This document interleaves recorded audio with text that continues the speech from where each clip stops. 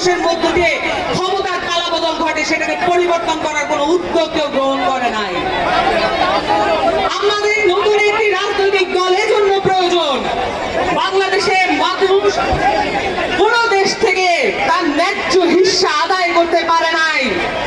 বাংলাদেশের কোন রাজনৈতিক দল, কোন রাজনৈতিক পক্ষ, কোন ফরেন মিনিস্টার পারে নাই আমাদেরকে ন্যায্য হিস্সা আদায় করে দিতে। আমাদের যত প্রতিবেশী দেশ আছে তাদের সাথে আমাদের নতজানু পররাষ্ট্র নীতি আমাদেরকে পিছিয়ে রেখেছে। সেখান থেকে মুক্তি পাওয়ার জন্য আমাদের একটি নতুন রাজনৈতিক দল প্রয়োজন। এই কথাগুলো আমরা গত 5 মাস ধরে বাংলাদেশের মানুষের কাছ থেকে আদায় করে এনেছি।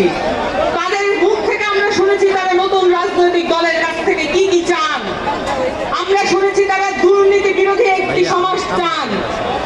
আমরা শুনেছি তারা চাঁদাবাজ বিরোধী একটি সমাজ চান। আমরা দেখেছি তারা বলেছেন এদেশের কোন রাজনৈতিক পক্ষ যাতে বাংলাদেশের মানুষের মধ্যে বিভাজন তৈরি করতে না পারে এমন একটি সংস্কৃতি তৈরি করতে চান। বাংলাদেশের সহজ সরল খেটে খাওয়া মানুষের রাজনীতি যারা করবে তাদের কথা বলার জন্য একটি রাজনৈতিক দল প্রয়োজন, এবং সেই রাজনৈতিক দল এই 24-এর গণ-অভ্যুত্থান আমাদেরকে সেই সুযোগ করে দিয়েছে। আপনাদের দেশ সকলকে সাথে নিয়ে এখানে যত রাজনৈতিক মতবিরোধ যাদের মধ্যে আছে বা নেই, যাদের মধ্যে যে রাজনৈতিক নীতি বিরোধ আছে, যত মত পার্থক্য আছে এবং যত রকমের রাজনৈতিক